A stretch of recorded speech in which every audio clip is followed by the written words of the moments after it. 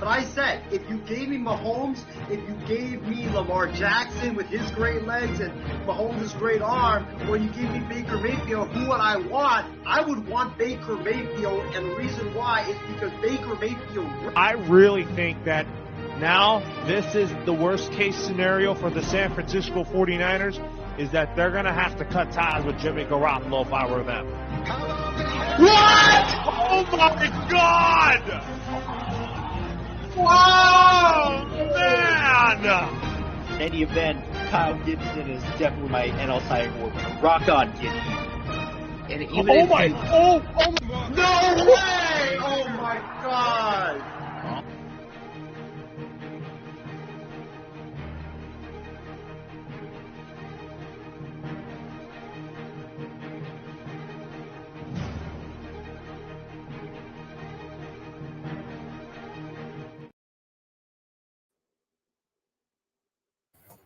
Well, hi everybody, and welcome to Sports Weekly here on the IM6 Network. I'm, filling in for others here, hosting Happy National Hot Dog Day. That was July 19th.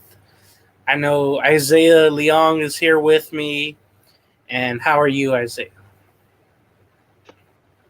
James, I'm doing good. I could be a little bit better, though. I think you accidentally blocked me on Facebook, but we'll get that sorted out in a bit.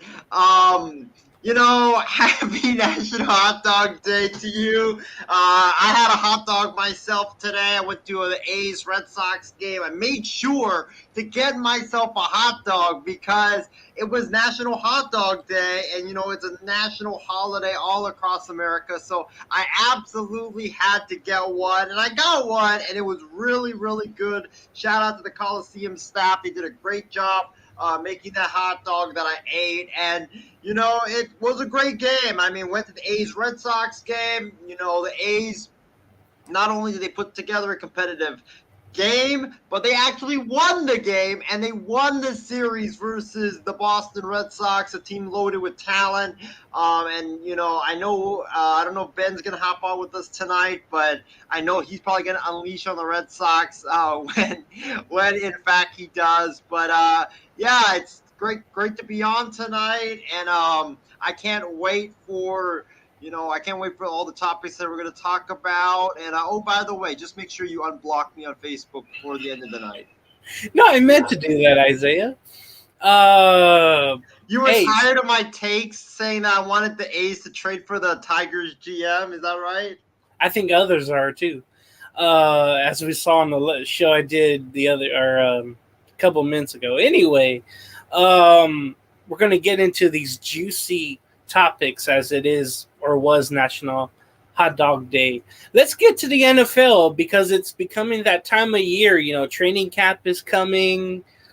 So many different players and in the news and all that. And some players stand out that did not get their contract, and they feel like they should.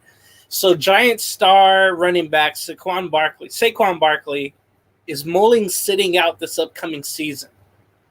And he also made some fiery comments on the Money Matters podcast following not getting that long-term big money extension that he wanted. He said, quote, "My leverage is I could say bleep you to the Giants. I could say bleep you to my teammates and be like, you want me to show you my worth. You want me to show you how valuable I am to the team. I won't show up. I won't play it down. And that's a play I could use. To me, Isaiah, I felt like, and this goes to my team too, the Raiders with Josh Jacobs, but not as a big deal as Barkley is to the Giants. You saw that last year. He single-handedly won the Giants games. About 5 or 6 of them, you can really say that, Isaiah. So for me, I just think they have to pay him. I mean, they took Daniel Jones and gave him the money, which might be a huge mistake going forward. And there's that quote that I tried to read. But, yeah, there it is about Saquon Barkley. And you just figure the Giants are going to make the right decision. You just figure that, Isaiah. So what do you think about his quotes here on the podcast? That was the Money Matters podcast. And what do you think will end up happening with the Giants? Will they give him what he wants? Or will Barkley continue to not show up and hold out? And will it linger into the season? I think the Giants should take this threat very seriously, and I think the Giants dug their own grave by not paying Saquon Barkley. Because remember, now with the deadline to get a long-term extension done for players that got franchise tag, they have to play on the franchise tag until next offseason. So, and it just sucks because I understand Saquon Barkley because for Saquon, it's like, what I'm a running back, my shelf life is very, very short. So what if I'm running the ball for you, playing on the franchise tag, and I get injured and tear my ACL? It's going to be exactly what happened to Earl Thomas of the Seahawks back in the day when he was playing on the franchise tag. They didn't give him the money that he wanted. He didn't get the long-term security that he wanted. So he played on the franchise tag. And he ended up, I believe, breaking his leg against the Arizona Cardinals, getting carted off the field, sticking the bird to Pete Carroll, and he basically lost a lot of money. And that was basically the end of his career as we knew it at that point. I know he signed with the Ravens later on, but he missed out on that big contract that he would have gotten. And it's the same with Saquon, although I think it's worse because with Saquon, with him being a running back, with him having to go through the piles of offensive linemen and defensive linemen every single play, he can get injured almost very, very easily. And he could blow out an ACL, which he's done before. I believe he did it twice already. He's torn 2 ACLs already.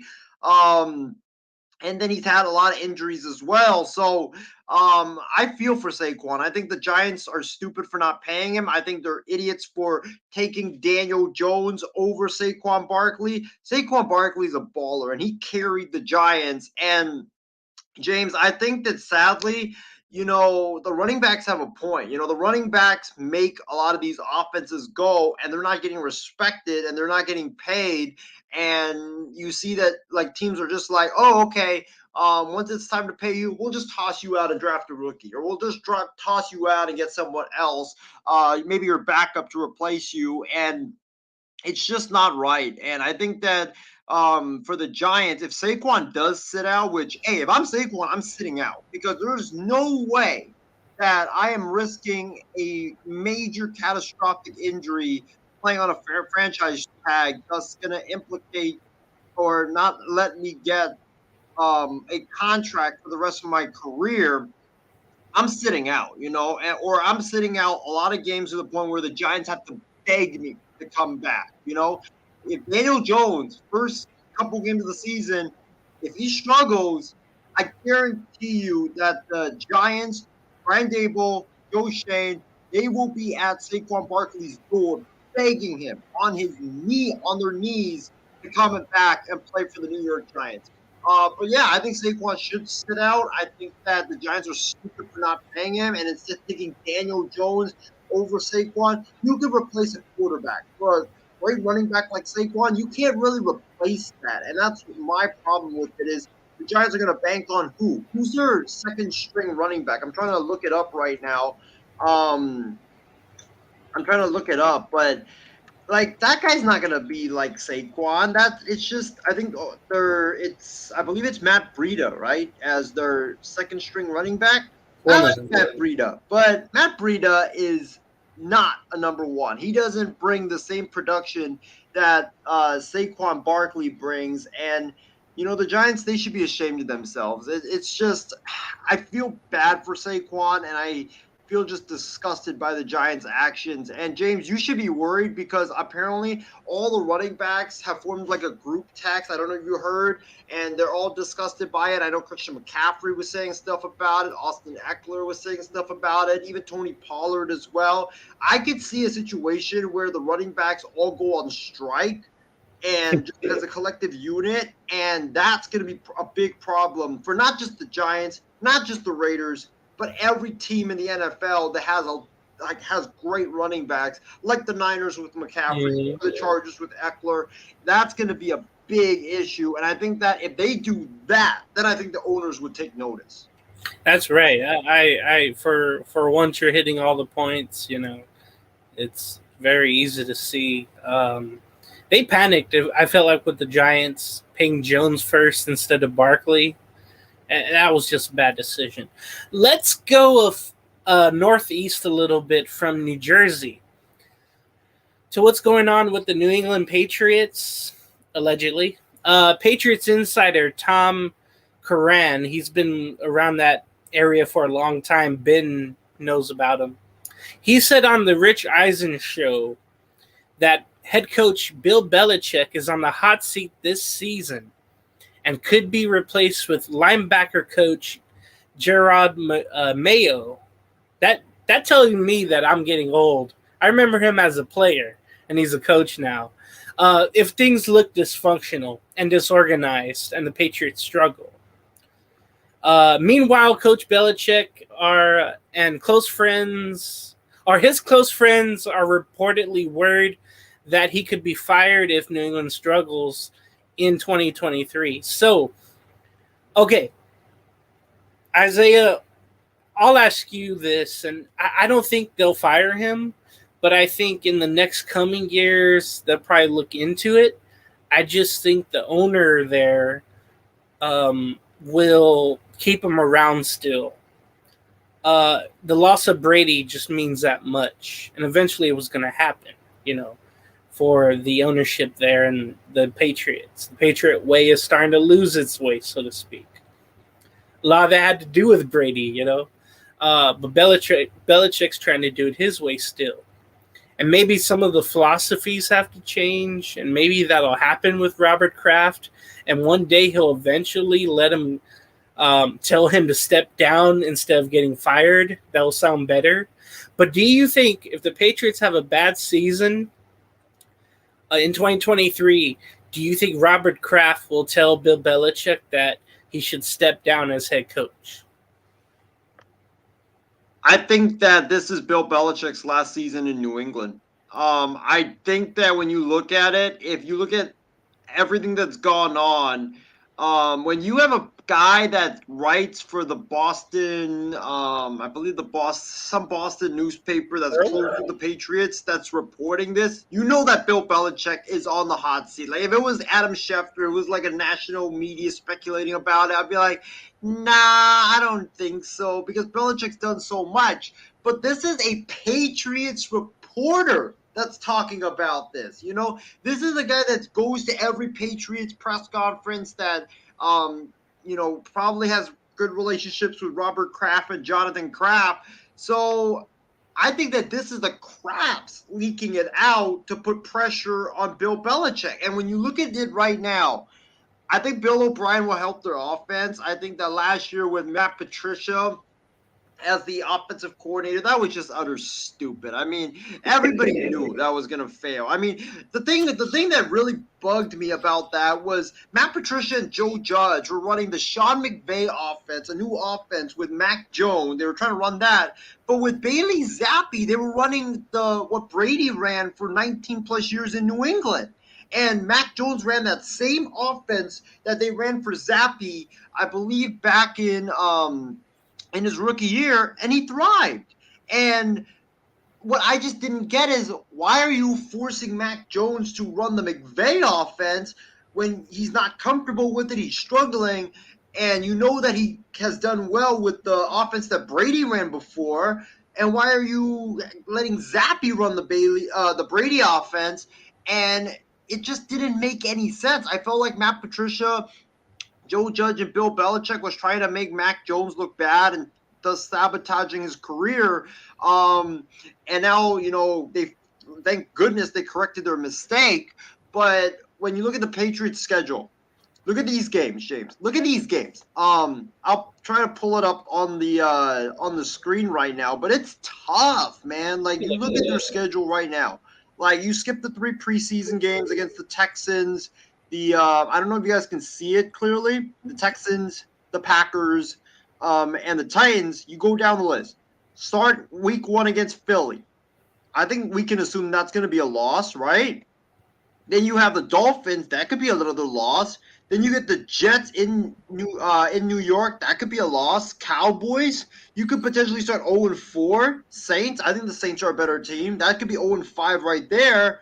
And then the Raiders is kind of a toss-up, but I would give that to the Raiders because it's in Vegas, and the Raiders have good offensive talent. That could be a loss. I mean, what if the Patriots start 0-6? Then honestly, what do you do? And, dude, after that Raider game, their schedule doesn't even get easier. Bills, Dolphins, they could start 0-8. And basically at that point, their season's going to be done if they start 0-8. And if they start 0-8, does Belichick get fired mid-season? If you're 0-8, if you're 0-8, is Bill Belichick going to be gone mid-season? That's my biggest concern because you look at their schedule right now, and we have it up here. They could very well start 0-8, and they're probably going to get their first win, against the Commanders because the Commanders are not good. The Colts, they could be 2-8 by then. The Giants are a tough game. The Chargers are better. Pittsburgh is a good one, but it's going to be in the cold. The Chiefs are going to probably be a loss. Broncos, that might be a loss. Bills, Jets. I mean, I think they'll beat the Jets at least once. You're looking at potentially 12 losses. And if you're New England, you lose 12 games, you start out 0-8, yeah, it's not going to be pretty. And unless there's a miracle that happens that Bill Belichick is able to pull, I just don't see a way that Belichick survives this, especially after everything, all the new coordinators. They made Gerard Mayo essentially the coach in waiting. They gave him a big, fat contract. If they start how I'm predicting that they start, I could see a situation, James, where Belichick is not only out after the season, but I could see him being out mid-season. Because if you're 0-8, you got to do something at that point. All right, so I'm guessing here the Jets with the New England Patriots, they are also trying to beef up their running back committee. They have Stevenson, but that's really it. They are working out running back Leonard Fournette. Remember, he kind of petered out in Tampa with the Bucks. One year he was really good, the Super Bowl year. And then it seems like ever since then, even with Brady there, he did not run well. He would run up the middle and get stopped. I know they're just working him out, but do you honestly think they can keep him around and he can revive his running back career, or do you think he's done in the NFL?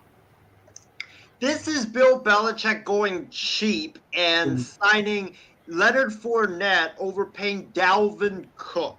The Patriots need a running back. They need a running back badly because Stevenson's good, but he's not like the number one back.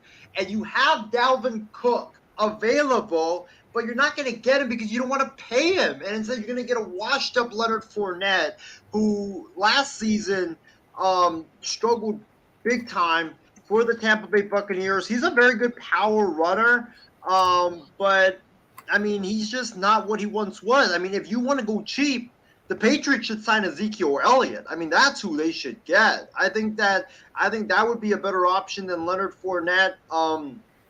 Zeke can power up the middle. He can power to the left, power to the right.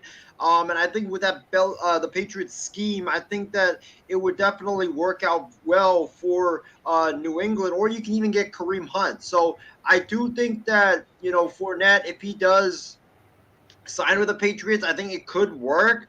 But I think that there's better running backs available, and I think that the Patriots should look towards those guys instead of Leonard Fournette because he's okay. He's like a meh type of an option. He's just not what he once was, and he's lost a step sadly. And if I'm Belichick, you look at that daunting schedule. You gotta win some of those games early to avoid the pressure of the hot seat. Go get Dalvin Cook. I mean, why not? Okay, and they also did bring in for a workout Darrell Henderson Jr., the former LA Ram back in 2019, third-round pick. He played 10 games for LA in 22. He was picked up by the Jaguars last season in November, but he didn't play a game with them. Both of these running backs had 3 touchdowns last year. So, yeah, they're going cheap. And that tells me, though, that they're not going to maybe go after Cook. Maybe that'll be the case. So, speaking of training camp, with the Jets reporting for their training camp today, thus opening up all the training camps in the NFL. Isaiah, what is one sleeper team and one sleeper player everyone should keep their eye on this season? For me, real quick, the sleeper team for me, Jacksonville's already there. We know that. I don't want to say the Steelers. I still think they have a lot to, come up with. The Broncos have enough talent that they shouldn't be a sleeper. A lot of people are saying Tennessee because they have DeAndre Hopkins now, but I don't see that. The Bears and the Packers seem intriguing, but they haven't proved anything yet. I mean, Jordan Love isn't proven anything yet. The Panthers made a lot of moves free agency-wise and drafting, of course, number 1. Man, Seattle, overachieved last year. I have to go with someone you would think in the NFC. So let me go with the sleeper team, maybe Chicago. I think a lot of people are believing in Justin Fields, and maybe they did enough in the offseason to make him really good and beef up the offensive line. We'll see how the running game goes with them. The one sleeper player I have is Calvin Ridley of the Jacksonville Jaguars. He missed, remember, all last year with the gambling violation. I just feel like dude's going to break out. He's playing with the right quarterback. There's a lot of weapons there, so that'll free him up. He's fresh. So I think if you're a fantasy person, you should go after Calvin Ridley. I think he's fresh. He seems like he's going to fit like a glove in that system with Doug Peterson there in Jacksonville and Trevor Lawrence. So I say, what's your number 1 sleeper team in the NFL and your number 1 sleeper player that everyone should keep an eye on this season? Sleeper team is easy. The San Francisco 49ers. We're going to surprise everybody and win the Super Bowl. Now I'm kidding. Okay. Even though I don't want to spoil anything before our show and before our preview show and before training camp starts. The Niners, I got a bold prediction coming up for this season. So stay tuned for that. But that would be for a show, I think, like in the next month. So tune in for that. James, I'm surprised that you didn't pick anybody from the Raiders. I thought that you would pick a Raider. I would have.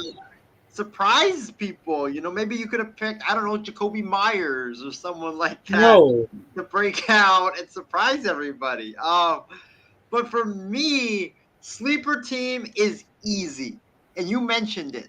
The Denver Broncos. The Denver Broncos remind me of the Texas Rangers. Because remember, the Rangers signed a bunch of stars. They signed Seager, they signed Simeon, they signed John Gray, and they were like, we don't need coaching. We have all these talented players. We're just going to have them on the field, and, we can have the coach just be a figurehead, and the talent will work out, and we'll win games. And what happened? The Texas Rangers bottomed out, and they were one of the worst teams in all of baseball last season, and Chris Woodward got fired, and they sucked in one-run games, and They hired Bruce Bochy, veteran manager, 3-time World Series champion, been to 4 World Series. And guess what? The Texas Rangers now are 18 games over 500, and they lead the American League West with virtually pretty much the same squad. Because DeGrom's not in Texas, or he is in Texas, but he's out. So it's pretty much the same squad.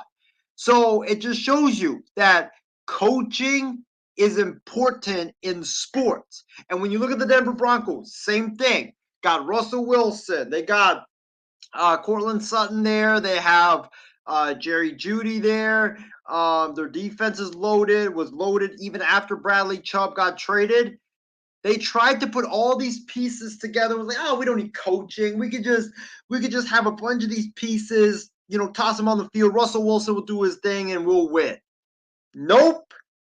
Nathaniel Hackett was a terrible coach. He should have never been hired as the Broncos head coach to begin with. They only hired him, to be honest, to lure Aaron Rodgers to the Mile High City. Once Russell Wilson got there, it was just a bad fit.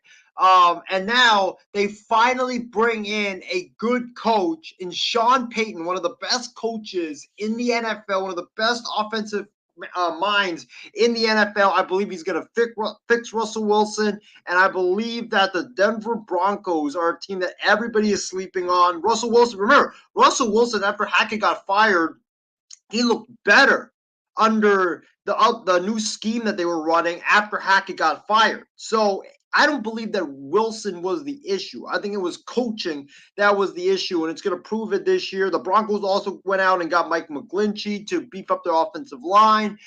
They got Alex Kerr to beef up their defensive line. P-Ryan to run.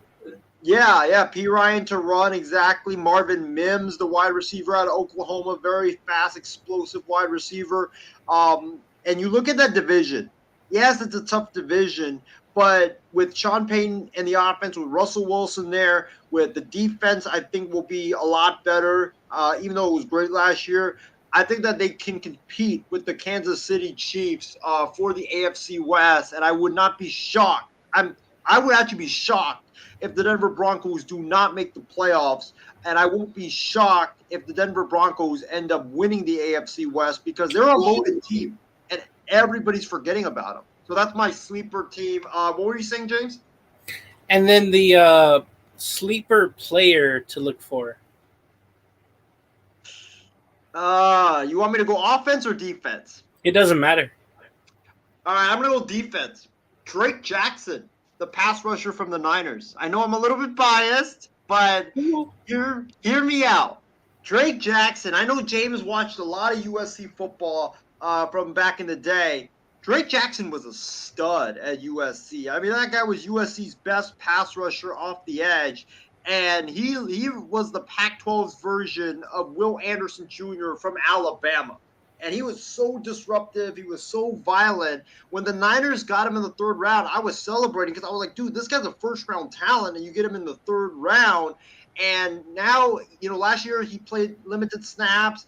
I believe he had 2 sacks and 1 interception in that span. But now you think about the Niners' defensive line. Armstead, Hargraves that they just added up the middle, with Bosa on the left edge. Those 3 guys will be taking up all the attention, freeing up Drake Jackson, opposite of Bosa, to rush the passer. And I believe with all those guys taking all the attention, I think that Drake Jackson's going to have a monster year. And I think that he could be like Aldon Smith without the off-the-field issues. And I think that he's going to be very explosive. And I think he's going to end up having like 13 to 15 sacks this season and just being an absolute disruptor on defense for the Niners. So sleeper team, Broncos, sleeper player, Drake Jackson, pass rusher of the Niners. I hope that comes true because I like seeing USC guys do well. I know a lot of their defense went in the draft all these couple years, and I want them to do so well wherever they go. And he's one guy I really forgot about. They had so much talent at USC, and like I said, like you mentioned, he didn't really play last year. I hardly remember him, but he has a lot of potential, it looks like. They're saying in the training camp that he's really beefed up. So that's really good to hear. Hopefully, he can be as quick. He was very lean last year. That was the problem. He didn't put on a lot of weight. And James, I think you know this, that in the NFL, you can't, if you're a pass rusher, you can't be thin. Like, you're gonna get bodied by offensive linemen, and like you're gonna get pushed around, like all the time if you're thin. So it's good that he's beefed up. So the Los Angeles Rams, coming off the Super Bowl, man, did they pay for it, literally and figuratively. Rams are unhappy at Matthew Stafford, their quarterback, after he declined to restructure his contract and leaving Los Angeles, having to pay him an exorbitant, that's a big word, $57 million this season alone, for some guy that has a horrible spine and back and shoulder issues. All three of those issues, by the way. $57 million this season, and very little flexibility to improve the roster moving forward. Isaiah, this just seems like a mess. And I'm going to look up Matthew Stafford's contract. I should have before. But it just seems like, man, they paid him a lot and Donald a lot to stay around, and Cooper Kupp. And it leaves no flexibility. They did trade Jalen Ramsey away, but they were figuring that, hey, they were going to get flexibility from Stafford. But that's not going to be the case here. Let's see. So I'm reading here. Okay, it's getting blah, blah, blah.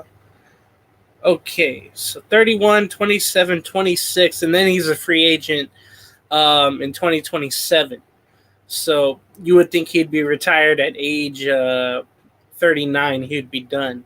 Right now he's 35, and looking at what he could have saved the Rams, it would have been $1.5 million instead of the $57 million he wants now, Isaiah, because he knows that he's on his way out. Like I mentioned, with his injury problems, it's almost a deal where it feels like, hey, this could be his last year, and he'll only play like a handful of games like he did last year. That's what it feels like with the Rams. So my question is, I guess, hey, are you surprised Stafford did this for himself to handcuff the Rams?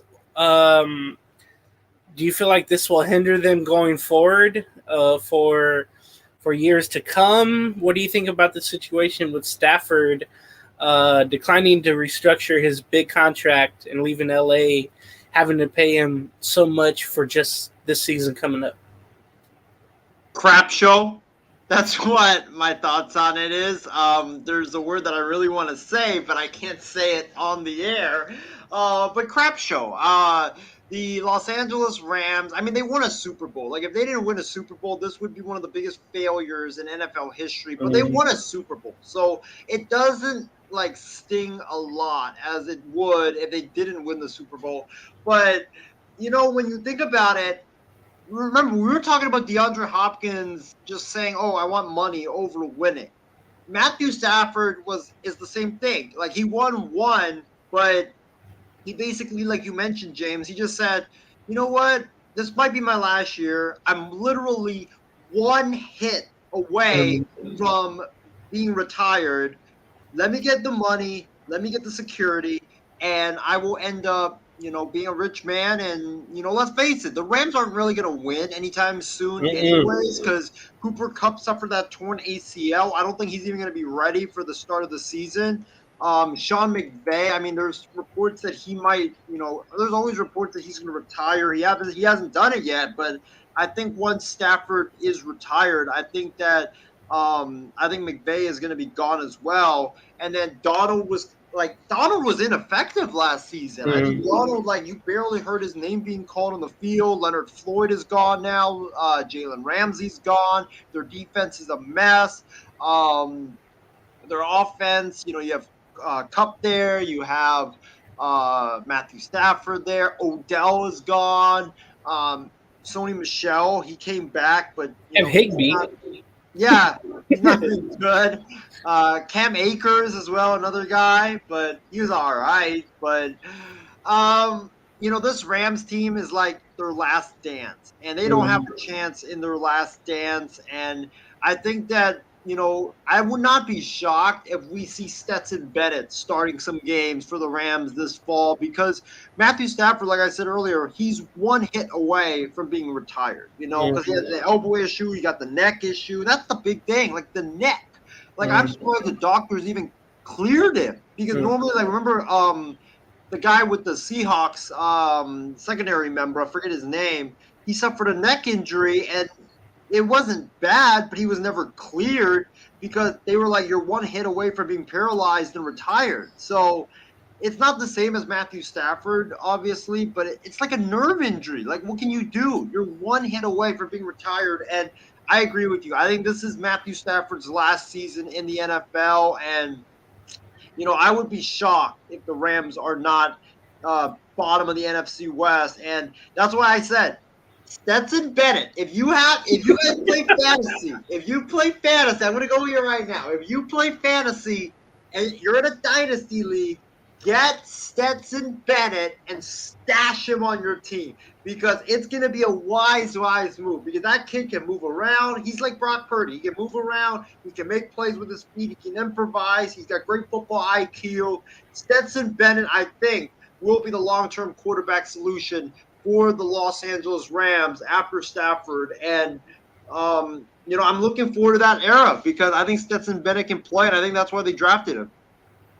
All right. You can ram it all day. You can ram it all night. Instead, not anymore. I guess they have to start all over. By the way, I think they traded all their first-round picks for the rest of the decade, too. So it's like they're almost in the Clippers situation where they're screwed draft-wise. So let's get – yeah, go ahead. Before you move on, James. So, Stafford on his way out, right? Could be his last year. Kupp, is he going to be the same again with the knee injury? Because wide receivers, after they tear their ACL, some of them are not the same. They don't have the agility. They don't have the athleticism anymore. No picks.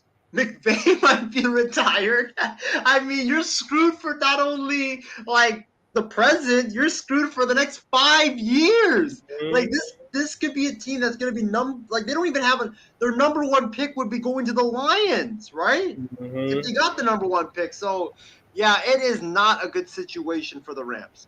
I was just thinking about, the future is going to be grim for the Rams. Okay, let's go to the MLB baseball. Let's get to our team reports. I guess I'll go first. Something imaginary, I think, happened today. It's only happened 2 times this year now. The Angels swept somebody 3 straight. I mean, that doesn't happen with my Angels here. They swept New York, the Yankees, 3 straight. They swept St. Louis back in May of this season. I want to say it was May. Yeah, May 2nd, 3rd, and 4th. Yeah. The Yankee team that the Angels faced, though, it wasn't really the Yankees, if you know what I mean. They don't have Aaron Judge. They have a lot of question marks on their roster. The Yankees are falling to last place. But nevertheless, I'll take it, because coming off of the All-Star break, the Angels lost 2 out of 3 when they should have won 2 out of 3 to Houston. Remember, Houston doesn't have Altuve. They don't have Brantley. They don't have Alvarez. But they let a game slip away on Sunday. Had to come back on Saturday to win versus Houston. They sweep New York. And there's a little hope, I would say. The Angels, 9 out of the division and 4.5 out of the wild card. Also, New York and Boston are ahead of them. So that's really unfortunate to see. So with the Angels here, though, coming up, they have an off day tomorrow. They have 3 with the Pirates. They have Monday off. 3 in Toronto. Or no, 3 in Detroit, 3 in Toronto, and 3 at the Braves. By the way, at the end of this month, you have the All-Star break. I mean, the trade deadline. And all the news is on Shohei Ohtani and if he'll get traded. But the owner came out and said, no, we're not going to trade him. He's going to end up leaving, of course, prior to LA. And it's going to be an interesting time because I think they're going to try to write it out, maybe improve the roster a little bit. They did get some great starting pitching out of this series against the Yankees. 42 strikeouts the Angels threw to the Yankees. So that was very cool to see. We had starts from Canning, who went 117 pitches and a plethora of strikeouts, I think 12. Sandoval was able to go 7 1/3, which never happens. And he struck out 7. He didn't allow any runs, I want to say. And then Chase Silseth was just called up for this start, and he was awesome. He struck out 10. He only gave up a home run to Stanton. Stanton, that was his only hit of the series. He was 0 for the series up until today. Only 2 walks and 1 earned run, but 10 strikeouts for Silseth, who struggled up at the majors. They sent him down. He worked on his 4 pitches and came back up and did so well tonight. Ohtani goes Friday against the Pirates. The Pirates are struggling. I'm hoping for a sweep to get back into the thick of things, but a lot of people have to fall in front of the Angels. And I'm wondering, Isaiah, should we bring in Ben now? As I mentioned about the teams in front of the Angels right now, it's the Red Sox in the wild card. As we give a shout out to Ben coming on. Hey, Ben, how are things going with you? I didn't know if I'd be able to hop on. I was currently sleeping a little bit, especially with the way the Red Sox were sleeping away in Oakland. So I decided I'd come on and give my overall little overall feel about it. But no, I'm doing well, yeah, hopefully you guys are doing well. Now, before we get to the Red Sox, I want to ask you about our Patriots subject. Now, Tom Curran, one of the insiders of New England there, he was on the Rich Eisen show, and he was saying that Bill Belichick is on the hot seat this year. If the Patriots do bad, he could be replaced with linebacking coach Gerard Mayo. If things look dysfunctional and disorganized, if the Patriots struggle. Belichick's closest friends are also worried that if the team struggles, he could be fired. Do you think there's going to be a time, but do you think if the Patriots do struggle this season, that Robert Kraft finally says it's enough of Belichick, his way doing things? Do you think if they struggle, if they miss the playoffs even, do you think Robert Kraft will tell Belichick to step down?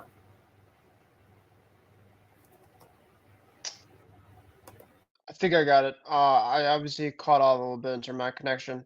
Yeah, I mean, I did see this overall story. And personally, I feel that, Bill Belichick has the leash. He doesn't have much left specifically in terms of his overall, kind of feel with the team. They're kind of going in a different direction.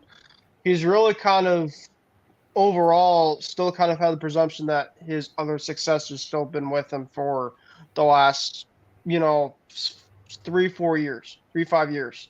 And that's essentially exactly the reason why he feels that he can evaluate talent and he can go out there and just get whoever he wants and be able to coach it.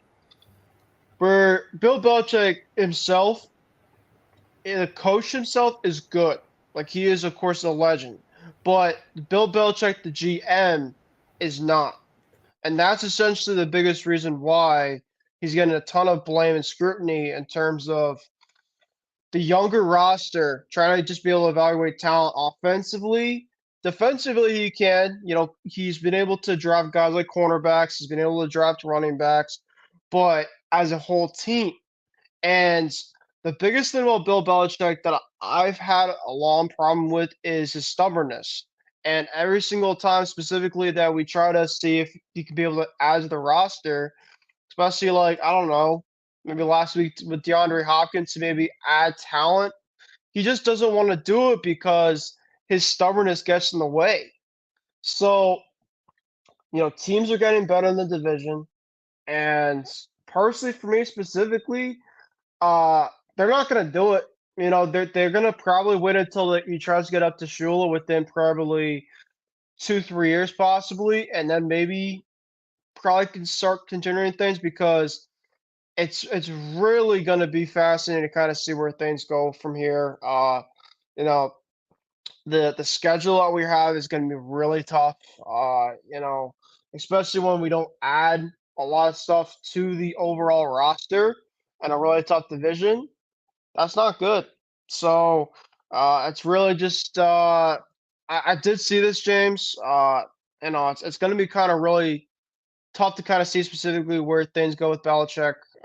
But uh, as they say, all good things must come to an end. And I just think specifically, this new era overall team and the fit between Belichick and the organization. Kraft really wants to say he wants to win, for the long term. And personally, that, Kraft might have to budge in and make some business decision that he probably doesn't want to make at the end of the day. So, but no, I think so Belichick's job as a whole is safe. I mean, I think the report is probably looking more down the road more as of right now than probably short term.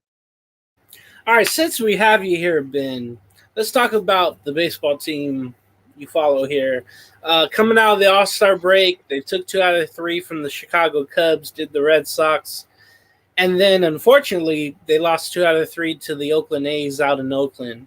That's, of course, that guy's team over there. So how's the Red Sox been? What's your team report on them? Yeah, I mean, I talked about him yesterday. I was talking about on the program of us yesterday that they'd be buyers. Personally, I still think they are. I think specifically that, the Red Sox specifically need pitching. And that's just kind of where this series kind of came into play specifically. I don't think the A's are much of a powerhouse type team, but, the Red Sox pitching really struggled today. I mean, Brian Bayo, his day splits compared to his night splits in terms of his ERAs, Isaiah, is actually pretty staggering. His day splits are about 6+ and in his ERAs in day games, and night games is 3 ERA or under. So I think specifically that's some crazy thing I read after today's game. Personally, I didn't really get to watch most of the game today because I was working, but I did find out that he didn't have his best stuff. I mean, 3 home runs. That's very unlike him. He usually keeps the ball in the ballpark, especially for a team specifically that doesn't hit a lot of home runs. Then it's very low in terms of runs. The Red Sox scored 5 runs. Against a team like Oakland, I thought maybe that'd be enough, but apparently it wasn't. So that was really deeply frustrating. I mean, yesterday you got shut out. Deservedly, I'd take that, but you'd hope that, with one of your best pitchers that they come back in and respond. But he's been really good all year. And, even the best of the best are going to have their bad days and their clunkers, especially like I like Paxton. He's been pretty much, I would say, close to solid to perfect. And he had a clunk against the Cubs. Bayo today, kind of similar thing. Just kind of the timing of it kind of sucks because now the Red Sox really have a small margin of error within the next couple series here. They have the Mets this weekend, and they have the Braves. If they essentially win 2 out of 3 against the Mets, and then they split the 1 or 2 games against the Braves, they only have 2 games against the Braves, which make it very, very tough. So they really have to split at least a 1 or 2 series, which is extremely tough in that case. Then I would say essentially this series, flush it down. No offense, Isaiah, with your A's, but we kind of have to flush it down now, move on from it. I mean, I'm not, they're still 5-6 games over 500. And the Yankees, of course, haven't been able to take advantage of it. The Blue Jays ahead of us right now are kind of right now a little funk. So I know obviously I want to look at my overall team, but we essentially, what's frustrating is we could take more advantage of being higher up in terms of the overall playoff picture, and we're not. But we haven't been fortunate enough that the teams around us haven't been winning, so we're still kind of right, kind of where we have been. We haven't really made the ground, though, which has been kind of tough. So the series as a whole, a couple bounces maybe here and there, but the A's are just a better overall team today, and And yesterday, of course, their pitching was really good. They, of course, I think have some young kids that could really perform well. But it's definitely a series that you look back, and they happen to maybe be a couple games out by the season's end. This could be a series that really could decide it, which is really frustrating because the team as a whole, they're 50 games or whatever over to 500. The Red Sox are 20 and 21 against teams under 500 this year compared to over 500. They have much better stats with. So they continue to play down the competition, and it bit them in the ass once again in this series. So the Red Sox right now, they're fourth in the AL West, 8 games out of first. They're 2.5 behind the third place for the wild card. Isaiah, let's get to your Oakland Athletics. They are, of course, 27-71, 31.5 out, last place in the AL Western Division. For the hell of it, let's look at the wild card, 27 out. Okay, that was fun. For the Oakland A's, they were swept away by the Minnesota Twins on the weekend after the All-Star break, but somehow they took 2 out of 3, and we had a great explanation why over Boston. And you were at today's game, of course, against the Red Sox. So how's your team report? Let's go with that. And thanks Ben for hopping on for those few minutes. I know that he had to bounce because he's got to be up early in the morning. Hope he has a good night tonight. But yeah, I was at the game like you mentioned, James. The A's, I was texting Ben after the game. I was like, how on earth did we win? Like this A's team they just confused the heck out of me because I'm like, so you get swept by the Twins in a 3-game series. You lost and you got swept by the lowly Mets sometime, I believe, in June.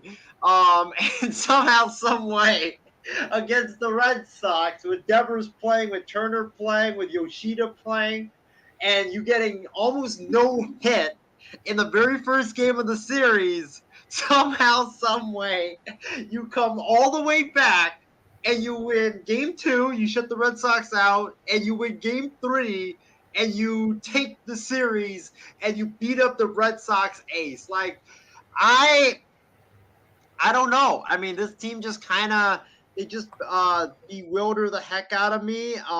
This team confuses me. I think, like, to Ben's point, I'll say this about the Red Sox. Bayo didn't really have his best stuff, but I wouldn't blame the home runs fully on him. I was at the game. It was pretty hot. It was pretty humid. And when it's hot, when it's humid in Oakland, the ball flies. And especially I think 2 of the home runs, it wasn't even like they weren't really like missiles. It was just the ball just kept carrying and carrying and carrying and carrying to the point it carried out. So I would cut Bale some slack on that. But when you look at the A's today, very impressive stuff. Obviously, got to clean up on the errors, but some impressive stuff was, Cody Thomas, young rookie, hit his first major league home run. Shout out to him. Tyler Soderstrom looked very poised out there. Brent Rooker, he pinch hit. He hit into a double play. I mean, it sucked, but he had a good at bat later on. And then, the guy that I was really focusing a lot on was some of the veterans, like Jace Peterson. He had a 2-run homer. You look at for the A's, Tony Kemp was outstanding. Some of these veterans just thrived today, and we'll talk about him later on. But now it's trade season, and you could see guys like Peterson, guys like Rooker, guys Diaz. like what's that? Diaz, Trevor May. I mean, the guy had a 10.56 ERA in May. He took a break because of anxiety issues. He comes back and he hasn't given up a run, and his ERA is down to 5.06. So he could be a trade piece. I think that the veterans keep performing. The young guys they're getting used to the big leagues. The one person I am concerned about, James, is Nick Allen. This was a guy that was considered untouchable. This was a guy that was considered one of the A's best prospects in their farm system. He's only 5'9", and he hits like crap. I mean, the guy I was watching him today, there was a pitch. He was batting, and this dude swings at a pitch that nearly is going to hit him in the back. And I'm like, what are you doing, dude? Like, what? How? You're 5'9". Like, have better plate discipline. There's pitches that you could take that would be strikes to normal hitters, but to you they would be a ball because it would be low because you're so tiny. But I mean, this guy like swinging at a pitch at his back, swinging at a pitch shoulder high. I mean, he was just like wailing the bat everywhere, hoping to make contact. He needs better plate discipline. Like, just try to make an impact on the game. And I know a couple A's fans were telling me a couple years ago, they were like, "Oh, we shouldn't trade Nick Allen." When I was like, "Oh, we should trade Nick Allen for Max Scherzer because prospects are not guaranteed." And they're like, "Nah, we can't trade Nick Allen. We cannot trade Nick Allen." And look at Nick Allen right now. He's hitting 192, and the guy is projected to be a career either a minor leaguer or he's going to be in the big leagues, but he can't hit. That's the problem with him. So, I don't know. I mean, Nick Allen has been a massive disappointment right now. I expected more from him. Soderstrom has been all right. Geloff's been good.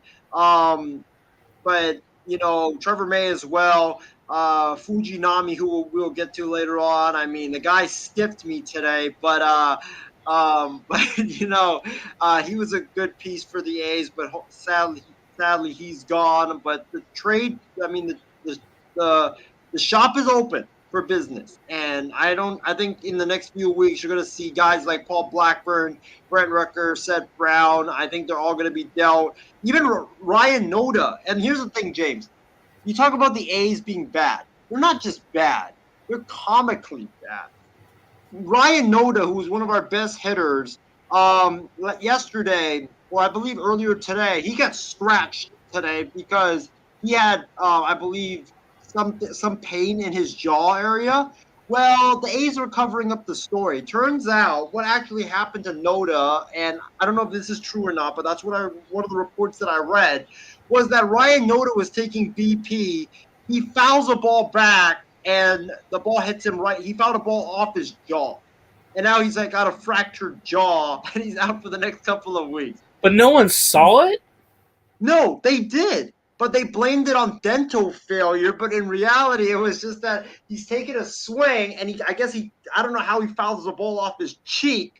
And now he's out for like the next 2 months because he fractured his jaw in batting practice. That just shows you how comically bad this team is.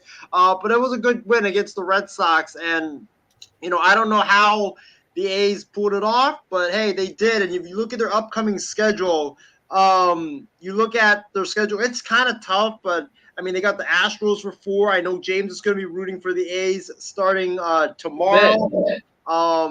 They got the Giants for 3, Bay Bridge series. Then they got the Colorado Rockies for 3-game series in Coors Field. And then after that, it's Dodgers for 3 at Dodger Stadium, Giants for 2 in Oakland, Texas for 3.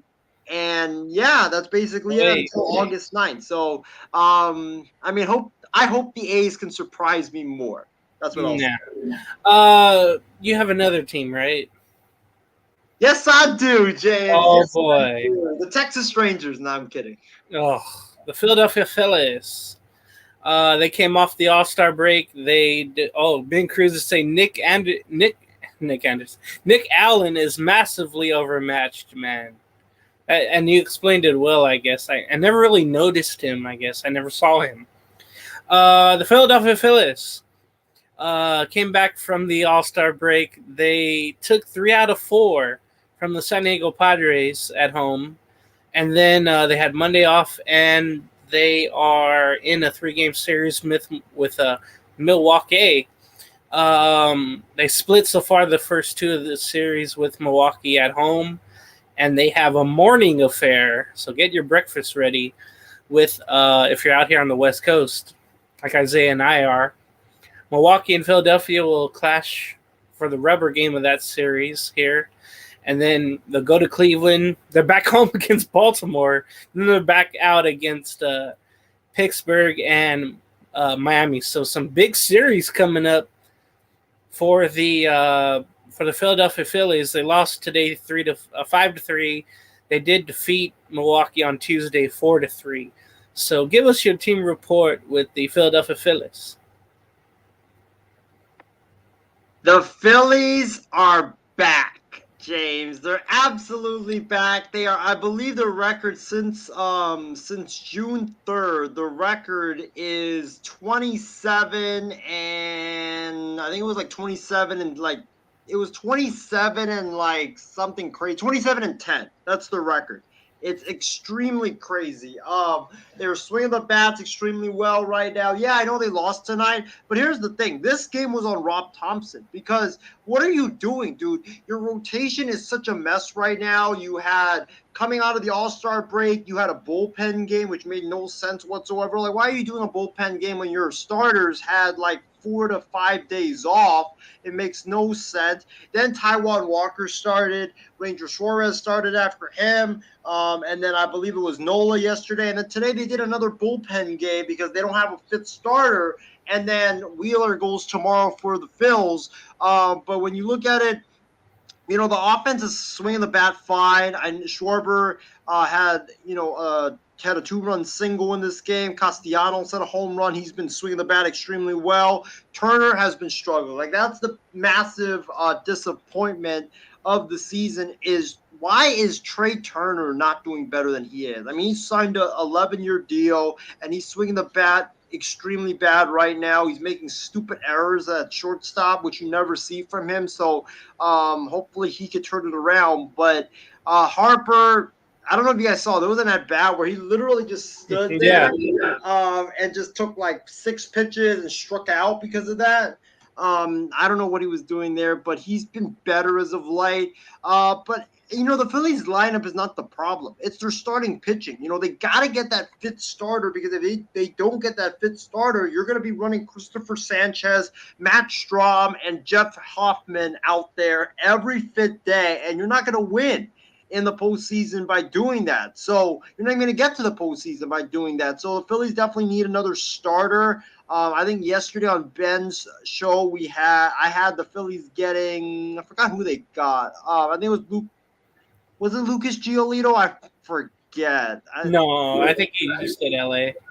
Oh, it was. I had a prominent starter going to them though, but I don't remember. But I think Dave Dombrowski definitely needs to make a move for sure. And I think that, you know, when you look at the Phillies, they need a starter, they need a left fielder, and I think they'll be set. And there's rumors that they might get Paul Goldschmidt. We'll see about that. There's obviously the rumors of Juan Soto, like Ben mentioned. I mean, if they get Soto, they get Goldschmidt, cancel the season, hand the Phillies the trophy because, I mean, there's nobody going to stop that offense. They're going to be scoring like 12 runs a game. Thank you, Ben. Yes, it was. I picked Eduardo. Wow. Yes, that's the one. That's my second guess. Yes, that makes a lot of sense for the Phillies. So the Phillies, they got to get another starter before the trade deadline. And you're right, the schedule really is tough for the Phillies coming up because you get the Brewers tomorrow, last game of the series, and you go to Cleveland to play the Guardians for 3, which is a tough place to play. Then you play the Orioles for 3, and then you play Pittsburgh for 3, Miami for 4, which the Phillies have always struggled against the Marlins for some reason. I don't know why. But yeah, I mean, it's a tough schedule, and I think that this schedule in July, this bottom half, is definitely going to make or break the Phils come postseason time. And I'm still of the mindset that I think if Philly chokes it away and misses the playoffs, I still think Rob Thompson will be a goner because he only signed a 2-year contract. That's when you sign like a manager and you have a lot of trust in that manager. A 2-year contract does not signify that you have a lot of trust in him. It just signifies, oh, let's just test it out for a full season. Now, I read some things about Dave Dombrowski saying, yeah, we're looking to improve the roster, but part of that is based on what happens with Bryce Harper, if he can move to first and be good there and put Schwarber there as well. Sometimes it's going to free up the DH spot. So that's very important offensively for Dombrowski to see what he's going to do there. So look out for the Phillies to be buyers and in a big way. And I think Ben mentioned that in the comments right there. So let's get back to Oakland. And it was just fitting that this happened. If you want to explain the story after I get done. The Oakland A's traded one of many that are going to be. This one is flamethrowing right-hander Shintaro Fujinami to the Baltimore Orioles for minor league pitcher Easton Lucas. That's actually a cool name for baseball. Following their 6-5 victory over the Red Sox. Now, Isaiah, explain to me what happened with you and Fujinami after the ball game. And what do you think about this trade and Easton Lucas? So here's what happened. So top of the ninth, with about 1 out, I go down to the the place where the A's bullpen is, which is if you guys don't know, Oakland, it doesn't have a traditional bullpen. Mm-hmm. They're like the older bullpens where like the players, you have the field, there's no fencing on the bullpens. Mm-hmm. So you literally sit like right behind those players, right? So I go to the A's bullpen, and I was like, you know what? I want to get autographs, right? I want to get autographs. I want to get some pictures taken. And I wanted to get Shintaro Fujinami. That's the guy that I've been wanting to get his autograph or picture for for this entire season. So I go down to the bullpen. I sit literally in the first row by the A's bullpen, and after the game concludes, I see him. He's wearing sunglasses. He's got his interpreter there. And I see him, and I'm like, Fuji! Picture, please. Fuji! Can I have your autograph, please? Fuji! I'm a big fan. Give me an autograph. Can I have a picture, please? And he looks at me. He looked at me and all the other fans that were sitting there in that first row. And he just looked at us. And he walks away. That guy just skipped all of us and just walked away. And I was disappointed a second. I was like, dude, that was my best chance. And you saw me. And, obviously when he left, I was like, see you next time, Fuji. See you next time. And, I was kind of not upset. I was kind of disappointed by it. And I was telling, everybody in our group chat on our network about what had happened. And, then Ben sends me a message. I believe it was afterwards or like 30 minutes after the game that, Fujinami got traded or he's getting traded. He's hugging the people in the clubhouse. So my thinking is because he was like, Fujinami, when you see him, he's always smiling and stuff, but he wasn't smiling when he left. Like it seemed like he was pissed about something. So I don't know. Maybe he knew at that time that he was getting traded. Maybe that's why the A's didn't use him because they typically use him in the 8th or the 9th inning. But maybe he knew about it beforehand. So maybe that's why. But I mean, it really sucks. It's crazy how business in baseball works. And the Orioles, they got better. Their bullpen got better because this guy, now that he's a reliever, the first 18 games that he pitched, he was awful. He had like a 13-point-something ERA. It wasn't getting good. But now, the last 16 games, his ERA has gone down from 13 to like 8.72, and he's just getting better and better and better. And his ERA over that span, I believe, is like 2.87. So he's been a lot better. He's got the stuff. James, his Angels played Fujinami when Fujinami made his debut, and he was throwing like 99, 100, 101, 102. I think he even made it to 103. Angels tattooed him. He had a nasty split, nasty slider as well. I heard they got rid of his split because the splitter, apparently he can't control it. And now after he got rid of it, he's been throwing a lot more fastballs, and he's been blowing guys away. So imagine him. I'm happy for him. He's going into a stretch run now where he's going to be getting the opportunity to pitch in big games and big moments. And, maybe in the 6th, 7th inning, before Bautista and that other reliever that the Orioles have, you could have Fujinami come in and shut things down in the 6th and the 7th and bridge the gap to those guys. So it's a great addition for the Orioles, and it's also a great trade for the A's, even though it sucks to see Fuji leave because they got Easton Lucas, who, and I almost said Easton Stick. Me but, too.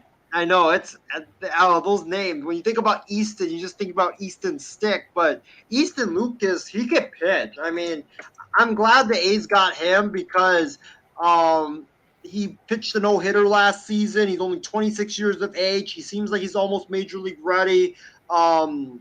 He has a 2.41 ERA in the minor leagues, which is good. It's better than the guys that the A's are getting in trades where they're getting guys with freaking 4.44 ERAs in the minor leagues. Like, how do you have a 4.44 ERA in the minors and expect to succeed in the majors? Makes no sense whatsoever.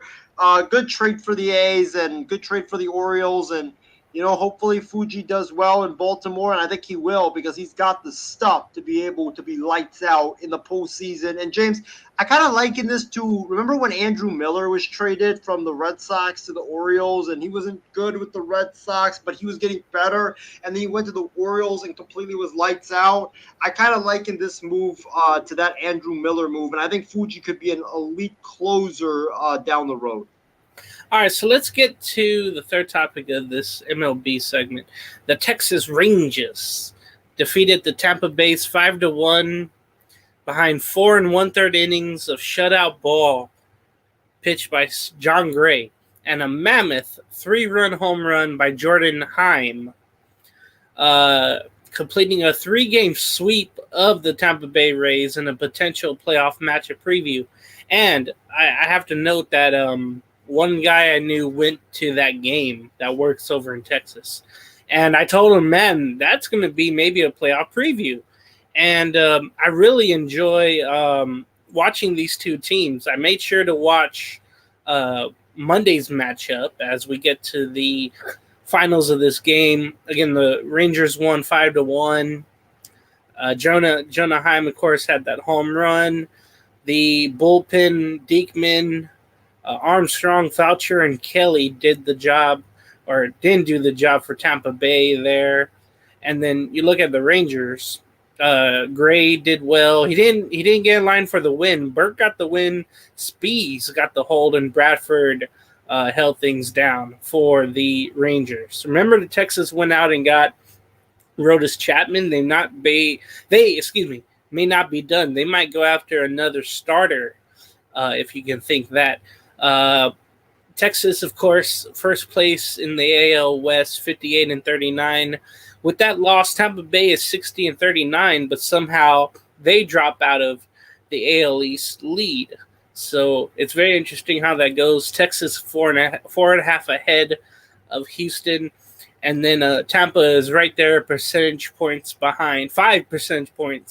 behind Baltimore. Tampa, by the way, are 3-7 in their last 10 and have lost 4 straight, have the Rays.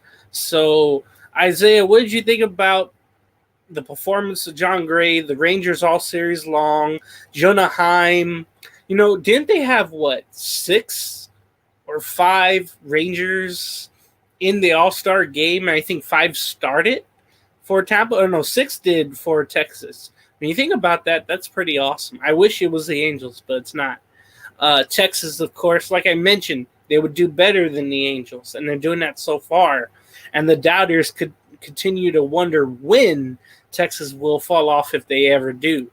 So what do you think about the Rangers, not only this game winning, but sweeping the Rays? And are you kind of worried about the Rays? Will they get the division, or will Baltimore, since they have it now, do you think they'll keep it? The Texas Rangers sent a loud and clear message to the entire baseball universe that they are not just for real, but they are real World Series contenders. I mean, this team is legit. It just goes to show you that, like we said when we talked about the Broncos early in the show, that coaching matters in sports. If you have the right coaching, you can go far. And it just goes to show how big of an impact Bruce Bochy has had on this club, because I mean, last year they had Marcus Simeon, they had Corey Seager, they had Jonah Heim, they had Josh Jung, and they were one of the worst teams in all of baseball. And now this year, Bochy comes in, and all these guys are all-stars. They're one of the best teams in all of baseball. So it's absolutely crazy what's going on right now. The Rangers last year were losing all the close games. This year, they're winning all the close games, and their pitching is carrying them, which is something we could not say last year. The Texas Rangers have just come up clutch time after time after time. And when you look at it, it's different guys that are coming on strong. It's not just one guy that's just carrying the team on his back, but like every night it's different. Simeon the other night with that big home run, then Seager with the back-breaking 3-run bomb to put Texas up 5-1 on in Game 2, and then today it was Travis Jankowski, it was Jonah Heim. Guys that you're just like, who are these guys? I mean, I'm pretty sure I'm pretty sure outside of James and I and all the people that follow baseball closely, I'm pretty sure we didn't know who Jonah Heim is, and still don't know who Jonah Heim is. So it's a great – I mean, this Rangers team showed that they are legit World Series contenders, and I think that, their GM, Chris Young, should definitely go out at the trade deadline and get a starter, because they definitely need that ace come postseason time. And they need a lot more bullpen help, because I still don't trust their bullpen. You need someone to bridge it to Chapman and then Will Smith. But that Chapman addition, that was a great addition by the Rangers, getting him. They needed him desperately. As far as the Rays are concerned, I am a little bit concerned by the Rays, because it seems like the Rays have the offense, but their starting pitching is very inconsistent. And that's why I think they need another starter as well, because they have a lot of these young kids that come postseason time, I don't know how they're going to perform, and I don't know if you could trust them to perform in the big moments. So I think the Rangers show they're legit World Series contenders. They might even be the favorites. Who knows? We can argue about that back and forth, but the Rays, I am kind of worried, because ever since they got off to that great start, I think they were 27-9 at one point. The Rays have been 31-32 ever since then, and that's not good. So, I am worried a little bit about the Rays. Isaiah, I did mention this before the season. I said maybe the Rays are going to fall off a little bit, and they went on that big winning streak to start the year and good record, and now they're starting to come back down to earth. Remember, they're without starter Jeffrey Springs and another starter too. They definitely need the starting pitching help. And the Rangers aren't done. They're going to get more relief help. They just have an abundance of everything right now. It's very good for them. Let's get to some happier news, at least on my side. The Angels somehow swept the New York Yankees in a 3-game series. Monday, they came back and won, and they won 4-3 in 10 innings. The first walk-off hit this season for the Angels.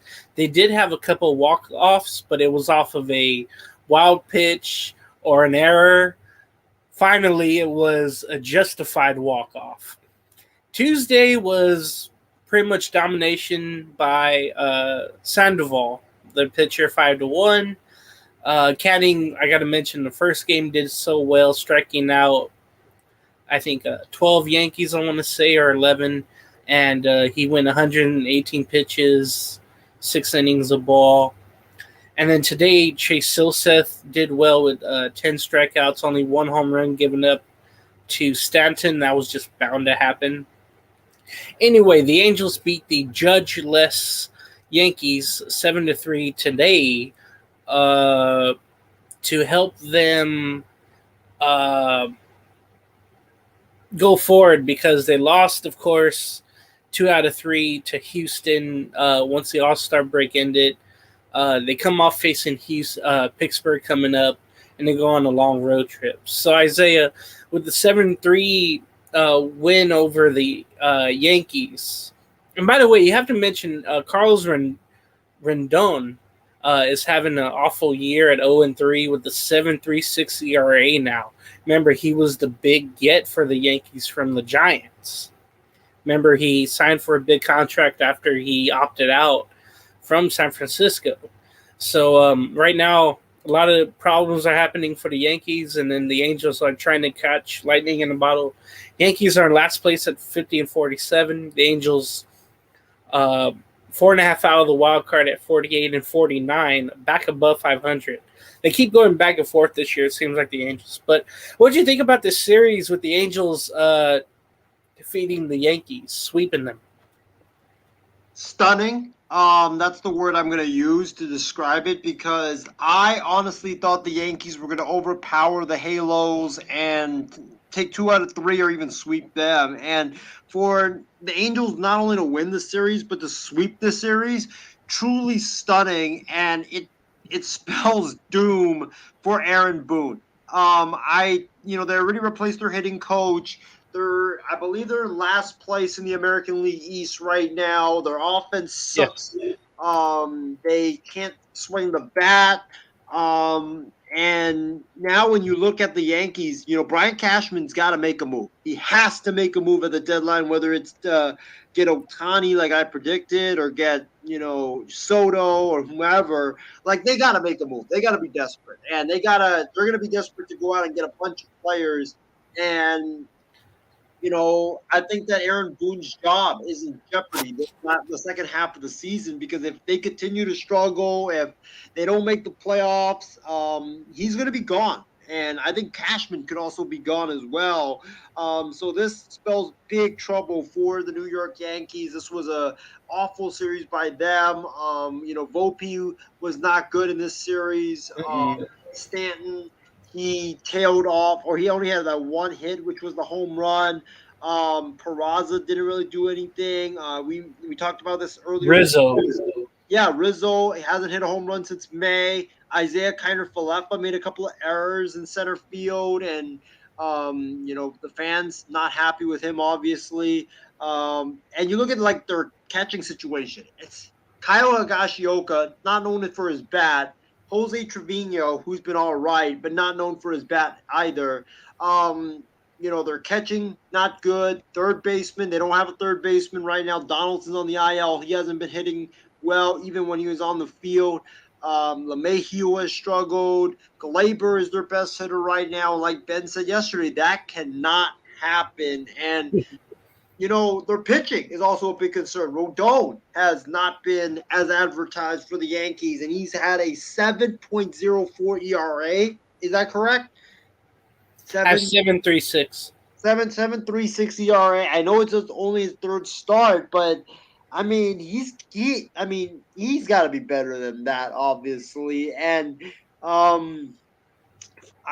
the Yankees, I don't know what you do. You fired your hitting coach, and still your offense is struggling. So you definitely got to make a move. You got to get a Bellinger. You got to get a lot of pieces just to shake up the offense. And I think that for the Yanks, they are in jeopardy of making the playoffs, because right now they just look horrendous. And I think this could lead to Aaron Boone and Brian Cashman both being fired at the end of the season.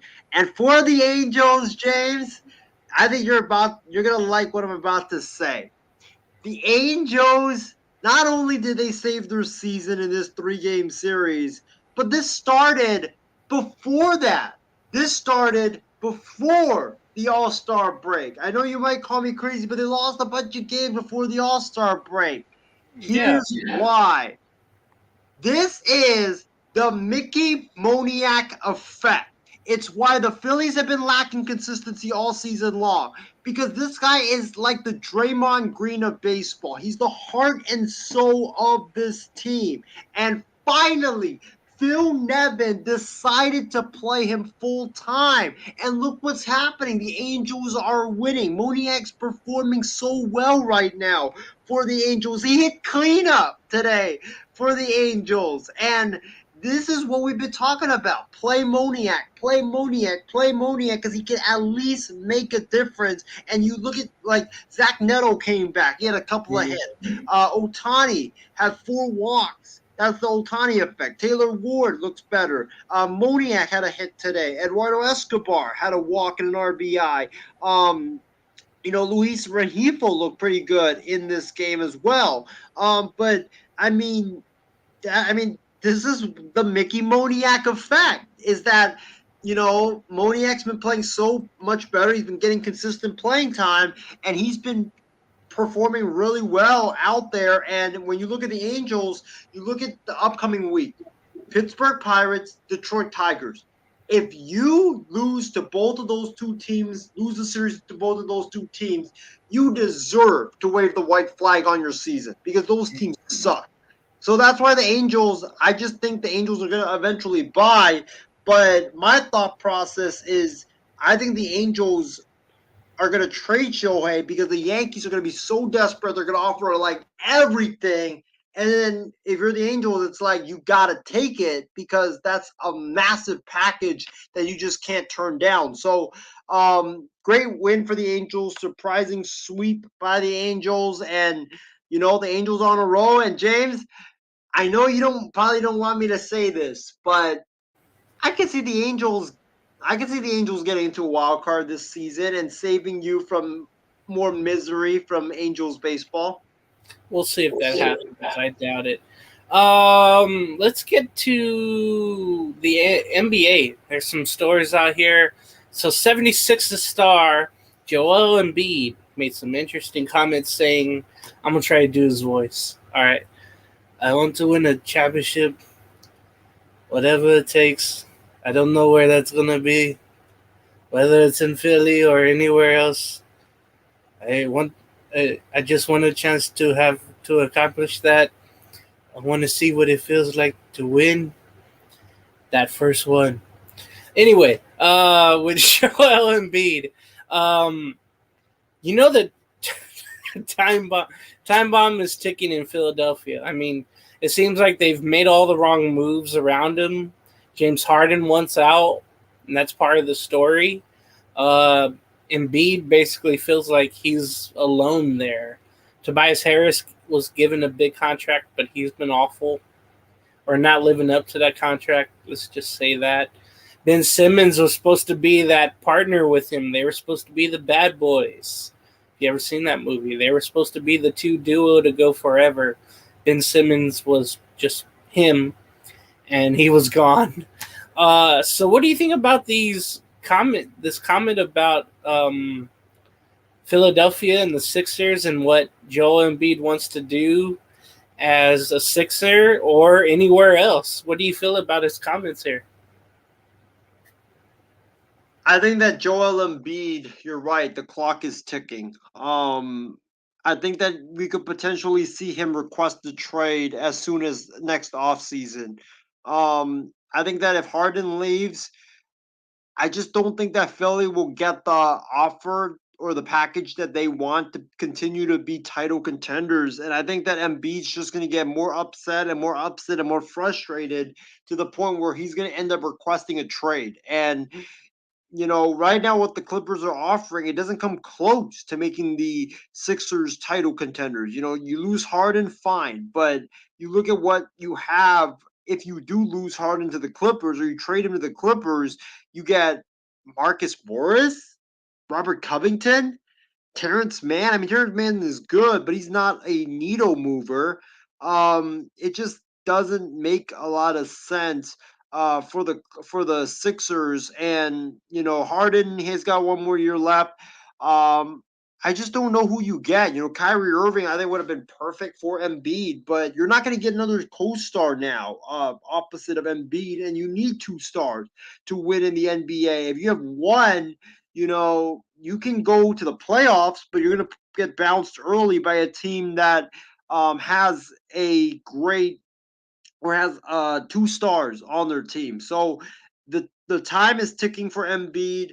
and the Sixers to put a championship team around him. I don't think they will, and I think sadly you're going to see Embiid request a trade next offseason because if Philly gets bounced in the first round, what else is there to show Embiid that he's going for him to have confidence in your team to win a championship? You just don't have the pieces. You don't have another star, and stars are needed to win a championship in the NBA. You know who I would love to see Joel Embiid go to is the New York Knicks. I think his flair, how he gets the crowd wild up. I know they would never trade him in division, but I think that'd be a cool match. I think he would fit the fans well there. I mean, they love him in Philadelphia, but they would love him as well in New York. No, Isaiah, not the Lakers. No. Speaking of the Lakers, do we have to talk about them? I guess Anthony Davis is expected to link a contract extension with LA before training camp starts. Is it a good idea or a bad idea for the Lakers to extend AD? And would you give AD a short-term 2 to 3 year extension or a 4 to 6 long-term extension, Isaiah? So which way would you go? Would you give him a short-term or a long-term extension if you were the Lakers? I would give him a short-term extension because I don't trust him to stay healthy. That's the thing. And I'm assuming that LeBron James is going to be gone after the season because he wants to go play with his son Bronny. So you have to keep AD because AD is only 30 right now. AD is the guy that I think that the Lakers, he's going to be the guy after LeBron, and you need a star to keep on your team. It's hard to recruit stars to come to the Lakers. So if you have one, it's easier to get another star to pair with him. But I think that, you got to keep AD in purple and gold for as long as you can because he's just a monster. I mean, look what he did in the playoffs this year. He averaged 25 points a game, shot 56% from the field. I think that if AD can get better as a shooter, I think that will, lengthen his career so he doesn't have to bang in the paint as much. But the Lakers got to keep him. This is a guy that is an NBA champion. This is a guy that is always a defensive player of the year candidate when he's healthy. And he's one of the best bigs man in the NBA. And you got to keep him, especially when LeBron leaves and it's just going to be him and Austin Reeves. And that's about it. Those two guys will be the cornerstone of your franchise for the next championship team. And if you could keep him, it'll be easier to get another star with AD than, you have to try to recruit two stars to come to your franchise. So I think for the Lakers, they gotta extend him definitely. And I would give him like a 2-3 year extension. I wouldn't give him like a 5-year extension because I do not think he's going to stay healthy throughout the entirety of that deal. All right, some more NBA topics coming up. The offseason champions, or at least one of them, the Phoenix Suns, signed center Bol Bol to a 1-year deal. Why? And trade point guard Cameron Payne to the San Antonio Spurs for 2 future second-round picks. Isaiah, what do you think about these deals, and who the hell is going to play point guard for the Suns this season? I like the move of getting Bol Bol because it adds size, and that's what the Phoenix Suns needed. Because you have DeAndre Ayton there, now you have Bobo, who I wanted to be a Laker. I wanted Bobo to be a Laker, but instead he decided to go and be a Phoenix Sun. I mean, the guy is 7'2". He's a great shot blocker. I think he can work on his offensive game a little bit, but when you have Devin Booker, when you have DeAndre Ayton, when you have KD, when you have Bradley Beal, you don't really need to be an offensive threat. You could just be a lob threat. So I think that it's a good signing. It's only a 1-year deal, not a lot of money, so it's a great move for Phoenix.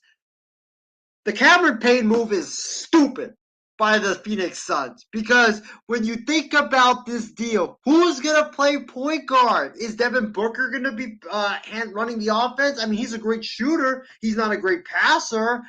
Kevin Durant, is he going to be the guy running the offense? He's not really a good passer either. He needs, he's a guy that's a great shooter. He's a guy that can create his own shot. Bradley Beal. Have we ever seen Bradley Beal create shots for teammates? I mean, we've never seen that. Like, who is going to be the point guard now? I think it's going to be either Booker or it's going to be Beal, and it's just a recipe for disaster because neither of those guys are point guards. They're more shooting guards than they're point guards, and what they're just going to do is dribble the ball and just take on double teams and just play like YOLO style basketball, and that's about it. So that's a recipe for disaster. The Payne trade was an absolute stupid trade by the Phoenix Suns, and for the Spurs, they got better with Cameron Payne, because he's a guy that can shoot, he's a guy that can create, and I think that he definitely will help Wemby a lot. And also, don't forget, they have Cedi Osman there now. I believe they have Doug McDermott there. They have some three-point shooters. So this is a really good move for the Spurs. And I think that with Cameron Payne, I think that it does help Wemby a lot, and it puts talent around him where Wemby doesn't have to carry the team in year one. So I love the move a lot for the Spurs. For the Suns, not so much. Okay, so Jeff Van Gundy is looking to get back into coaching following his layoff by ESPN. Isaiah, I loved him as an analyst. He was really good as a head coach, too. I remember him with the Knicks. He was the assistant there for the whole 90s, it seemed like, until Pat Riley and then Don Nelson left. And then Van Gundy was a coach, led him to the finals one year. He was a coach there in Houston some of those years with Yao Ming and Steve Francis. No, I'm not sure if it was with with Steve Francis, Mobley. Anyway, he's one of those guys. He's eccentric, just like his brother, and they do so well. And I think the game has kind of left him by when you think about it. They belong, like his brother Stan is great on TNT. Jeff was good on TNT before ABC and ESPN. I really want to see him broadcast somewhere, but it seems like there's really no positions open unless he gets a, regional job with somebody. But he's looking to get back into coaching. But I'm telling myself, his style of ball is different now from what everybody plays now. There's more three-point shooting, less emphasis on the big men and scoring inside. So that's the only thing I'd be worried about with Jeff Van Gundy trying to become into coaching again. So what did you think about Jeff Van Gundy maybe getting back into coaching? I love it. I think that I want to see Jeff Van Gundy coach again because I think Jeff Van Gundy's a great mind, and every time he talks about the game on the air, it seems like he's coaching and trying to put players in position to succeed and diving into the matchups. So I think it's a great move for him. I think that, but the thing is, though, James, who is going to want Jeff Van Gundy as an assistant? Like, if you look at all the staffs right now, it seems like all of them are filled. If I'm Darvin Ham, I would consider it because I feel like Darvin Ham should have at least an experienced head coach on his staff. But I don't know. I don't know who he would go to. It just seems like all the coaching staffs are filled. Mm-hmm. I got a big idea, James. A big idea. I think Jeff Van Gundy should coach college basketball. I think he would be good with college basketball. I think in the NBA, you're right. It's kind of passed them by. But remember, in college, as in the next topic we'll talk about, they get more control, right? They get to build the program their way. And I think he could function better in college than he does in the NBA. And I think that, maybe he can go join, Juwan Howard's staff because he needs some experience there. I think West Virginia, they're hiring a head coach right now because Bob Huggins Oh yeah. resigned because of the whole DUI issues. So they could use a coach there. But as far as the NBA, every opening is filled already. Like, which staff are you going to join? Like Billy Donovan's, maybe. I know there was talk that he could join the Celtics staff, or he could join the staff with Jason Kidd in Dallas, but I don't know. Like, I don't know who Jeff Van Gundy would go to, because just every staff in the NBA is already filled, and Jeff Van Gundy. You there, by the way? Oh yeah. Hello? James? I hear you, but I don't think you hear me. James, we got you? Yeah.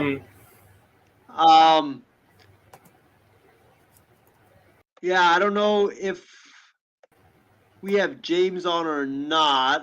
We'll try to get him back. But yeah, I was saying Jeff Van Gundy, I think it's a good move. I think he should go back into coaching, but I just don't know which teams would hire him to be on their staff. All right. I don't know if you can hear me. If you can, Isaiah.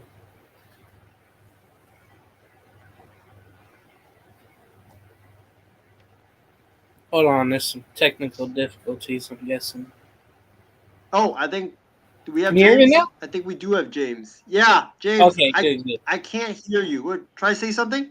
Hello.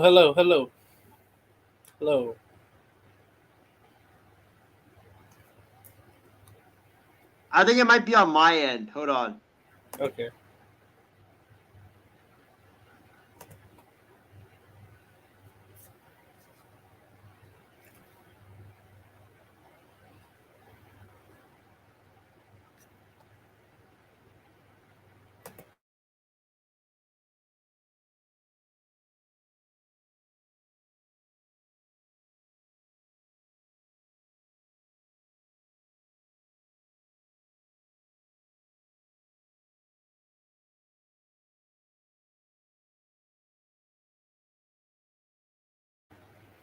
I guess folks will take an intermission if you can't hear me.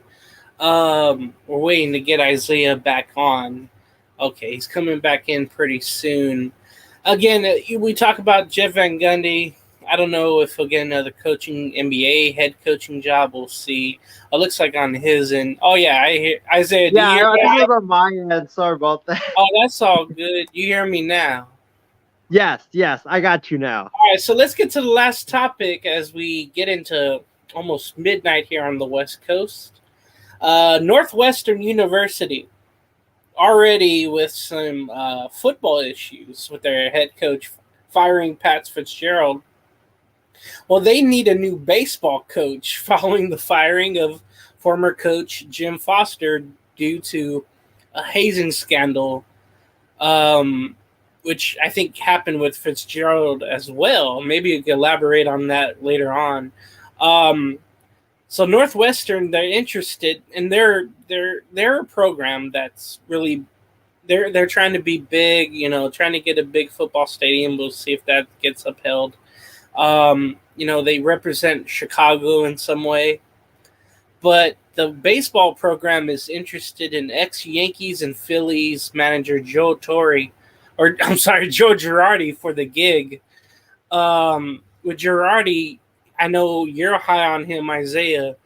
Do you think Joe Girardi would leave his television job with the Cubs before that MLB network?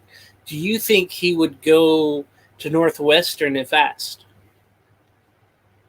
I think he would, because that's his alma mater, and that's the place where he went to school at and starred in their baseball team. So I think that's the only college job that he would take. I think Girardi would actually be great in college baseball, but it would be interesting because, when he was in managing an MLB, he was known for being really strict and really kind of being like a military drill sergeant.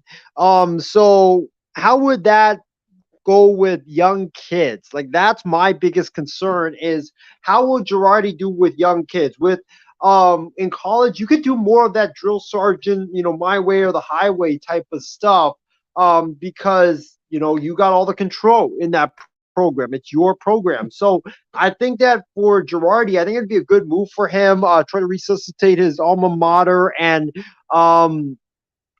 I think for him, if he wants to get back into coaching, this might be his only gig because it just seems like not a lot of teams out there are willing to give him another managerial shot. I know the White Sox should have hired him, but they hired Pedro Grifo instead. The Angels may or may not. We'll see. Obviously, the one team I think should definitely hire him, and he would be an upgrade, is Oakland. I think he would be an upgrade over Mark Kotsay because Mark Kotsay is an absolute garbage manager. His pitching substitutions are awful.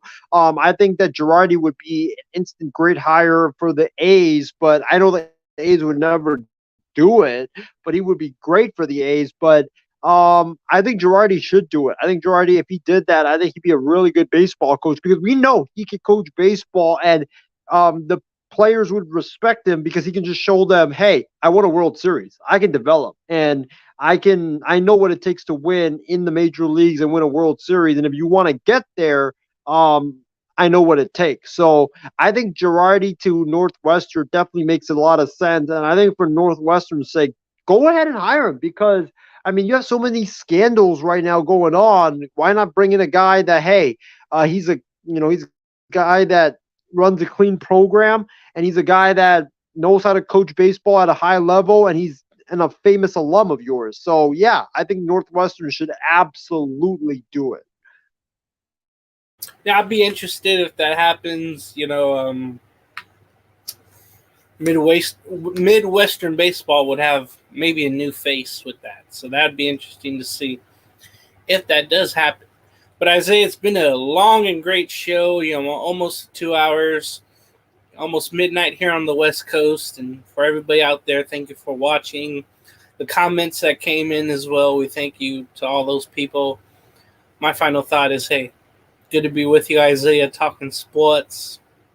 And we'll see how we do on other shows. And thanks for having me on.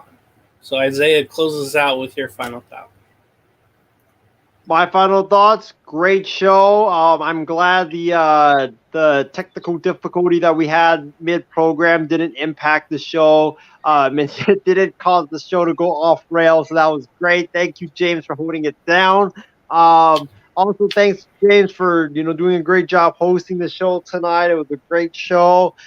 Thank you to all of our fans for watching, like Chardot, Ben. Chardot says, I don't know if I can pull. Oh, right over here. He said, "Hi, gentlemen. How are you guys doing? What's up, Chardot? Thanks for tuning in." And then Ben said, I think I had one more comment. This was about the Ryan Noda situation where he breaks his own jaw hitting in batting practice. You can't make it up, Sma. Only the A's, of course. But yeah, great show, and looking forward to the batter up tomorrow. I think we're going to have batter up tomorrow. And then we're going to have, I believe, if I'm not mistaken, we are going to have a MLB trade deadline show on August 1st in that night. And then we're going to have a college football preview show later on in August. We're going to have a fantasy football live draft show too. Oh, damn. Yes, on July 29th. So make sure you guys tune in for that. See which players get drafted so high and what kind of crazy picks we make. So tune in for that. But yeah, it's been a great show. And my last final thoughts I would say is, the Oakland A's should trade 3 first-round picks to the Detroit Tigers to get their president of baseball ops. He's a bright exec. I know trading for GMs is unprecedented, but hey, we need new ideas in our organization. So the A's should absolutely do it. But yeah, it's been a great show. And James, do you have any more final thoughts? No, I am good. All right, for Myself and James, thank you so much for tuning in to another edition of Sports Weekly, and we will leave you guys with this. Have a great night, everybody. But I said, if you gave me Mahomes, if you gave me Lamar Jackson with his great legs and Mahomes' great arm, or you gave me Baker Mayfield, who would I want? I would want Baker Mayfield, and the reason why is because Baker Mayfield... I really think that now this is the worst case scenario for the San Francisco 49ers, is that they're going to have to cut ties with Jimmy Garoppolo if I were them. What? Oh my God! Whoa! Man! In any event, Kyle Gibson is definitely my NL Cy Young Award winner. Rock on, Giddy. And even Oh if my! you- Oh! No way! Oh my God!